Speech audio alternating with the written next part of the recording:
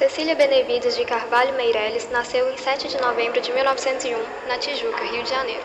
Foi a única sobrevivente dos 4 filhos do casal. O pai, funcionário do Banco do Brasil, faleceu 3 meses antes do seu nascimento e sua mãe, professora municipal, quando ainda não tinha 3 anos.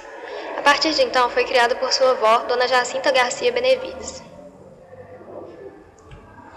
Concluiu seus primeiros estudos em 1910, na Escola Estácio de Sá, ocasião em que recebe de Olavo Bilac, inspetor escolar do Rio de Janeiro, medalha de ouro por ter feito todo o curso com distinção e louvor. Diplomando-se no curso normal do Instituto de Educação do Rio de Janeiro, em 1917, passa a exercer o magistério primário em escolas oficiais do antigo Distrito Federal. 2 anos depois, publica seu primeiro livro de poesias, Espectro. Seguiram-se Nunca Mais e Poema dos Poemas, em 1923, e Balada para El Rei, em 1925.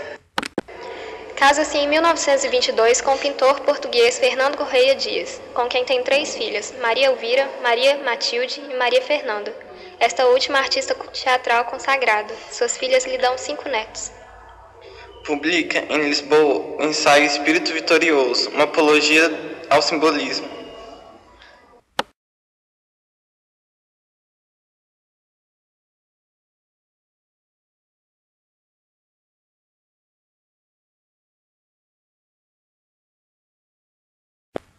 Correia Dias, que sofria de depressão aguda, suicida-se em 1935.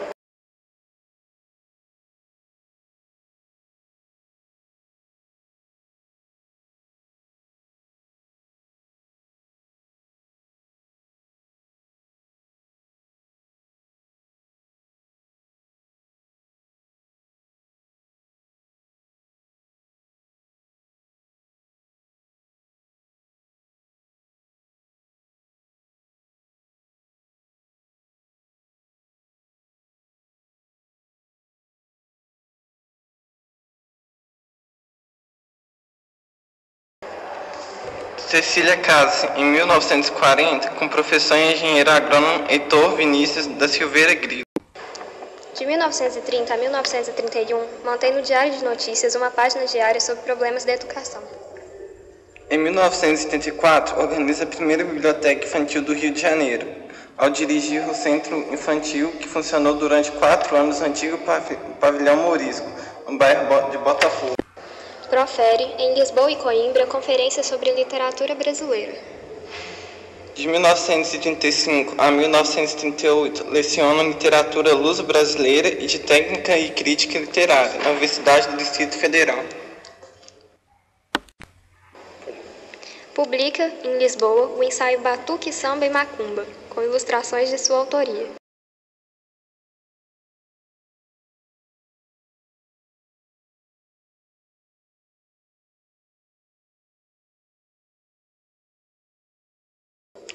Colabora ainda ativamente de 1936 a 1938 no jornal Amanhã e na revista Observador Econômico. A concessão do Prêmio de Poesia Olavo Bilac pela Academia Brasileira de Letras ao seu livro Viagem, em 1939, resultou de animados debates que tornaram manifesta a alta qualidade de sua poesia. De fato, Cecília Meireles ocupa lugar de destaque entre a chamada segunda geração do modernismo brasileiro. Publica, em 1939, em Lisboa, Olhinhos de Gato, na revista Ocidente. Em 1940, leciona Literatura e Cultura Brasileira na Universidade do Texas, Estados Unidos. Em 1942, torna-se sócia honorária do Real Gabinete Português de Leitura, no Rio de Janeiro. Aposenta-se em 1951 como diretora de escola, porém continua a trabalhar como produtora e redatora de programas culturais na Rádio Ministério da Educação, no Rio de Janeiro. Em 1952, torna-se oficial da Ordem de Mérito do Chile, honraria concedida pelo país vizinho. Realiza numerosas viagens aos Estados Unidos, à Europa, à Ásia e à África, fazendo conferências em diversos países sobre literatura, educação e folclore, em cujos estudos se especializou. Torna-se sócia honorária do Instituto Vasco da Gama, em Goa, Índia. Em Delhi, Índia, no ano de 1953, É agraciada com o título de doutora honoris causa da Universidade de Delhi. Recebe o Prêmio de Tradução Teatro concedido pela Associação Paulista de Críticos de Arte em 1962. No ano seguinte, ganha o Prêmio Jabuti de Tradução de Obra Literária, pelo livro Poemas de Israel, concedida pela Câmara Brasileira do Livro. Seu nome é dado à Escola Municipal de Primeiro Grau, no bairro de Cangaíba, São Paulo, em 1963. Falece no Rio de Janeiro, 2 dias após seu aniversário de 63 anos, 9 de novembro de 1964, sendo-lhe prestadas grandes homenagens públicas. Seu corpo é velado no Ministério da Educação e Cultura.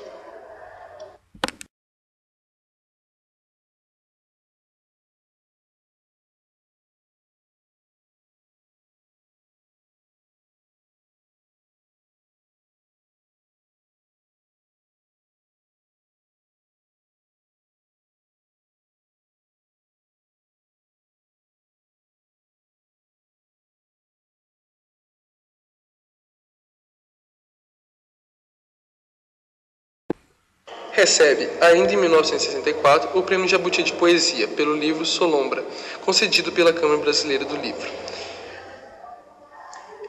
Ainda em 1964, é inaugurada a Biblioteca Cecília Meirelles em Valparaíso, Chile.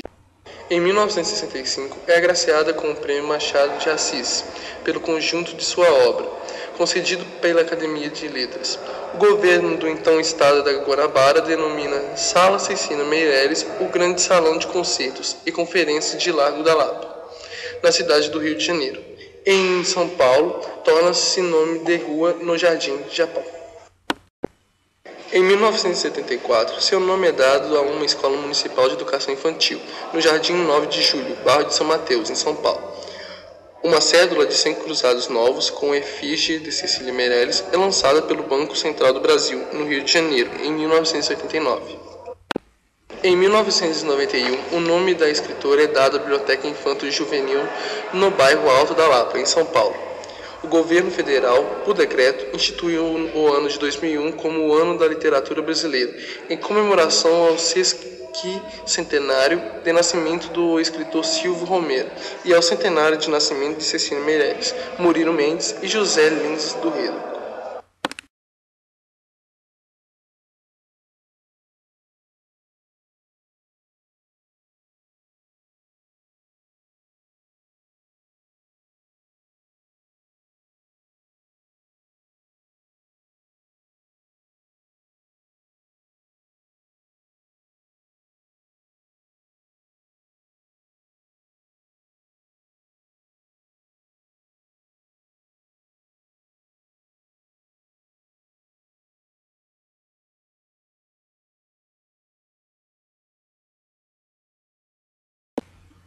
Embora vivesse sob a influência do modernismo, apresentava em sua obra heranças do simbolismo e técnicas do classicismo, gongorismo, romantismo, parnasianismo, realismo e surrealismo, razão pela qual a sua poesia é considerada atemporal. Cecília Meirelles nunca esteve filiada a nenhum movimento literário. No entanto, algumas publicações iniciais, como Espectros e Baladas para El Rei, revelam alguma ligação com o simbolismo. Enquanto as obras modernistas estavam voltadas para as lutas políticas, para a conscientização, as de Cecília voltavam-se para o interior do ser humano, com um clima sincero, intimista e introspectivo. A linguagem de Cecília Meirelles é elevada e carregada de musicalidade, diferente da linguagem coloquial utilizada pelos modernistas da época.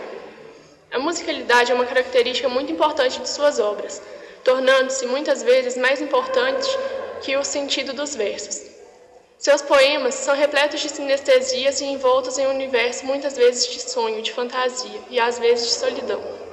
O tempo é outro importante fator das obras de Cecília. As perdas familiares levaram-na a ter intimidade com a morte, com a certeza de que nada dura para sempre, atributos para sua reserva lírica.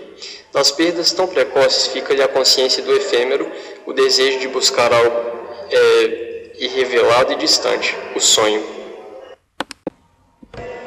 Por todas essas características, suas obras são belas e agradáveis.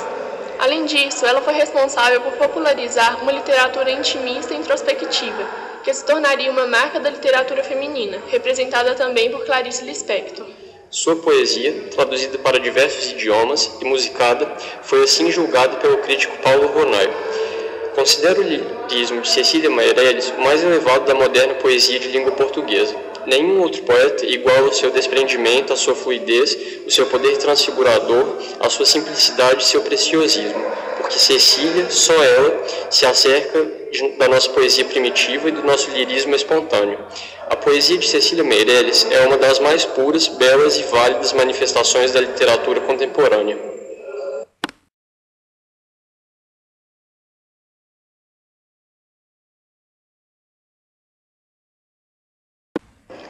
Ou Isto ou Aquilo é um livro de Cecília Meirelles publicado em 1964, o ano de sua morte. É um dos mais belos clássicos da poesia brasileira e aborda os sonhos e fantasias do mundo infantil. Foi uma das primeiras obras brasileiras destinadas ao público infantil e ainda hoje considerada uma das melhores por crianças e adolescentes. Com a obra, Cecília traz para a poesia infantil a musicalidade característica de sua poesia, explorando versos regulares, a combinação de diferentes métodos, o verso livre, a aliteração, a assonância e a rima.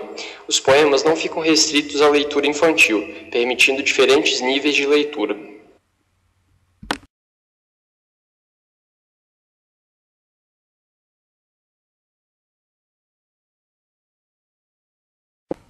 Em Leilão de Jardim, o eu lírico faz perguntas específicas sobre um jardim, descrevendo. Ele deixa claro que o jardim que ele quer é único e, ao mesmo tempo que o descreve, o admira também. O verso final explica todo o motivo por trás do interesse por um jardim tão especial, ou seja, é o verso-chave para o entendimento de toda a poesia. Trata-se de um leilão do jardim do próprio eu lírico, dando a ideia que ninguém tem um jardim igual ao dele. Quanto à musicalidade da poesia, a autora utiliza de poucas formas de rima. Durante praticamente toda a poesia, ela utiliza a forma AA-BB, e há também rima entre sílabas de palavras paroxítonas dos versos 2, 3 e 4, especificamente entre as palavras borboletas, lavadeiras e verdes. No último verso, para não prejudicar a musicalidade, repete o tipo de rima utilizado nos antepenúltimo e penúltimo versos. Outra estratégia utilizada para a musicalidade é a inexistência de estrofes, reduzindo o tempo de pausa entre os versos e também enfatizando a ideia de que o jardim tem muitos elementos. Leilão de jardim. Quem me compra um jardim com flores, borboletas de muitas cores, lavadeiras e passarinhos, ovos verdes azuis dos ninhos? Quem me compra este caracol? Quem me compra um raio de sol? Um lagarto que murmura é, uma estátua da primavera? Quem me compra este formigueiro e este sapo que é jardineiro? E a cigarra em sua canção e o grilinho dentro do chão? Esse é o